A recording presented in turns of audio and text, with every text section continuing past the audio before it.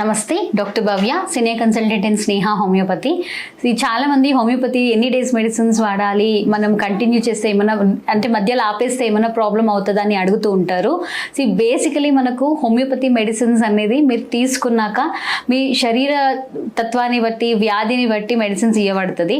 ఒక్కొక్కరికి acute cases అయితే మనకు చిన్న చిన్న cases acute diseases within 7 days 1 month డ్యూరేషన్లో ఉన్నాయంటే మీకు within few days 3 to 5 days results అనేది తెలిసిపోతుంది.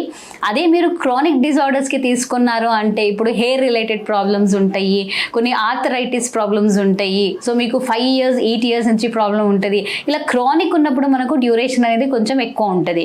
సో మీ ప్రాబ్లమ్ని బట్టి అక్యూట్ కేసెసా క్రానిక్ కేసెసా బట్టి మనకు ట్రీట్మెంట్ అనేది ఎన్ని రోజులు మీకు నయం కనిపిస్తుంది అని మనము చెప్పగలుగుతాము. అక్యూట్ కేసెస్ అయితే మనకు బేసికలీ 1 week 15 days తెలిసిపోతుంది. క్రానిక్ కేసెస్ ఉన్నాయంటే మీరు బేసికలీ 1 month to 3 months మీరు తీసుకోవాలి మెడిసిన్స్. దాన్ని బట్టి మనకు తెలుస్తుంది. సో ఇన్ కేస్ మధ్యలో ఆపేస్తే ఏమైనా ప్రాబ్లం వస్తుందా అని చాలా మంది అడుగుతూ ఉంటారు. లేదు, మీరు డాక్టర్ పరివేషణలు మెడిసిన్స్ వాడేటప్పుడు డాక్టర్ మీకు చెప్తారు మీరు నయం అవుతున్నారంటే డోసెస్ అన్ని తగ్గించి మీరు మెడిసిన్స్ ఇంకా వాడాలా వాడొద్దు అని చెప్తారు. అలా మీరు తెలుసుకొని ఆపేశారంటే ఏ రకమైన ప్రాబ్లం లేదు, మీది మంచిగా జరుగుతుంటుంది, ఇంకా మంచి నయం అవుతుంటారు. అప్పటికప్పుడే మీరు డాక్టర్ని అడగకుండా సడన్గా స్టాప్ చేసేస్తారంటే మళ్ళీ వచ్చే రికరెన్స్ ఛాన్సెస్ ఉంటాయి. అందుకనే డాక్టర్ పరివేషణలో మీరు బేసికలీ ఈ మెడిసిన్స్ అనేది స్టాప్ చేయాలి.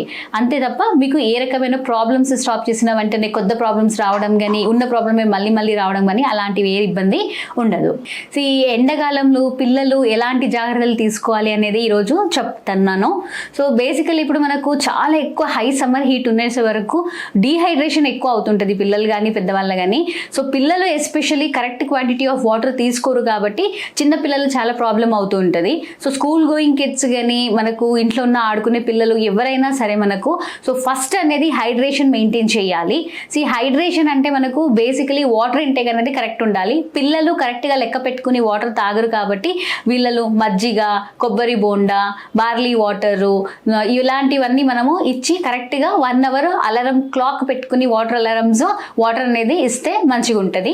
సో నెక్స్ట్ మనకు క్లాతింగ్ అనేది లైట్ బ్రీతబుల్ క్లాత్స్ వేస్తే బాగుంటుంది. అయినంత వరకు డార్క్ కలర్స్ అవాయిడ్ చేయండి. నెక్స్ట్ మరి పనులు ఏమున్నా బేసికలీ మనకు పొద్దున 10 to 4 వరకు బయటకు వెళ్ళకుండా ఉంటే బాగుంటుంది. ఇది పీక్ హెవీ సమ్మర్ ఉంటుంది. సో ఈ అవర్స్లో మనం వెళ్తే సన్ స్ట్రోక్ అయ్యే ఛాన్సెస్ ఎక్కువ ఉంటుంది కాబట్టి ఇది అవాయిడ్ చేయాలి.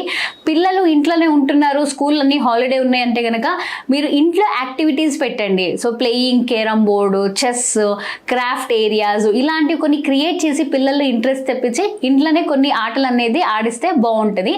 సో బయటకు వెళ్ళాలనుకున్నా మీరు 10 లోపల లేదంటే ఈవినింగ్ 5 తర్వాత వెళ్ళొస్తే బాగుంటాయి.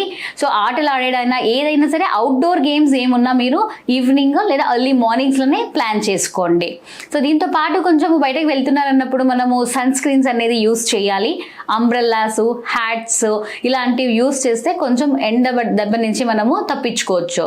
సో ఇవన్నీ చేసుకుంటూ ఫుడ్ వైజ్ వచ్చినప్పుడు మనము out side foods, spicy foods ఇలాంటివి కంప్లీట్గా అవాయిడ్ చేయండి.